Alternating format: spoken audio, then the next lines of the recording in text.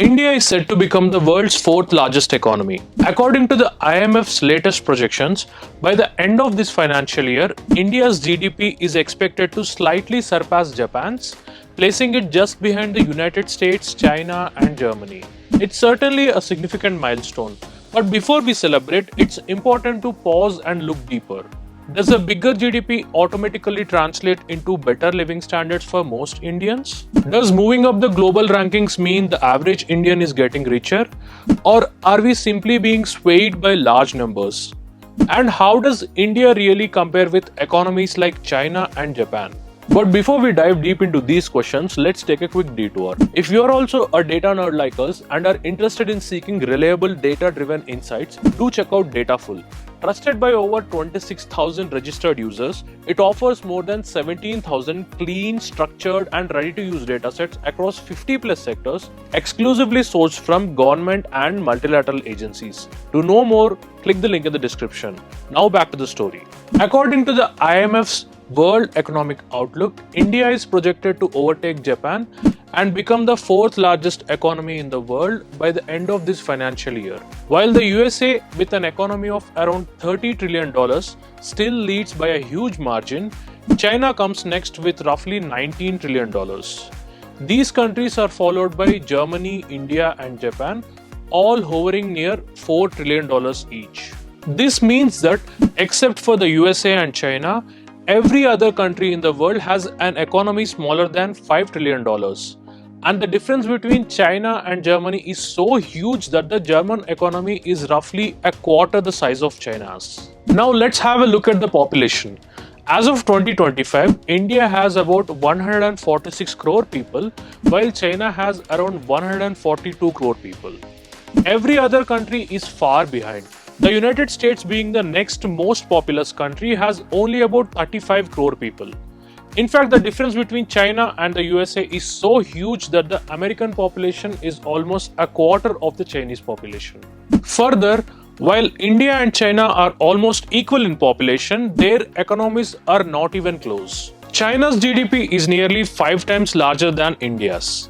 In simple terms, if China produces 500 rupees worth of goods and services, India produces around 100 rupees with nearly the same number of people. Now let's compare India with Japan. Both economies are about the same size, roughly $4 trillion each. But Japan's population is barely 1/12 of India's population. That means, while both countries generate almost the same total income, Japan's income is shared among far fewer people. And that changes the entire picture. In other words, while overtaking Japan to become the fourth largest economy is indeed a milestone, a bigger GDP size doesn't always mean prosperity. This brings us to an important point. GDP tells us how big an economy is, but not how well its people are doing. To understand precisely this aspect, economists look at a relatively better indicator called GDP per capita in purchasing power parity terms. This indicator adjusts for cost of living in different countries and shows how much income people actually have in real terms. According to the IMF, this number for India is around $12,000 as of April 2025. Compare that with China's $29,000 and Japan's nearly $55,000. Even countries like Brazil, Russia, and South Africa have per capita incomes far higher than India's. In fact, out of all the G20 countries, India has the lowest GDP per capita at current prices in PPP terms. So while India is rising in total size, the average Indian still earns far less than citizens in most developed and emerging economies. This shows that national growth doesn't automatically translate into individual prosperity. Now, it's important to highlight that GDP per capita may give us a better sense of living standards, but even that's not the full story. A country's true progress is not just about economic prosperity.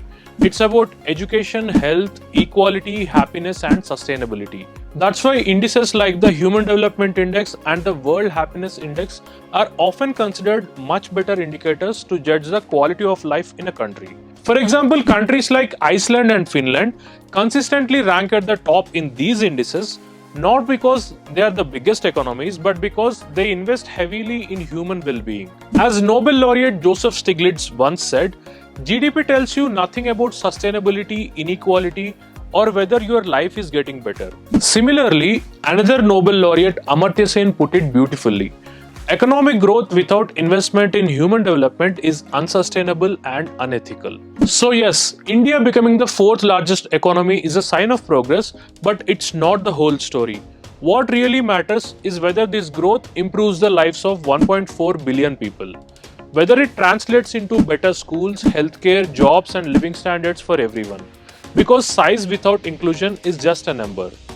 So what do you think? Should India focus more on growing its GDP or on improving per capita well-being? Let me know your thoughts in the comments. Research for this story is powered by Dataful and Tagore.ai. To know more, click on the related links in the description.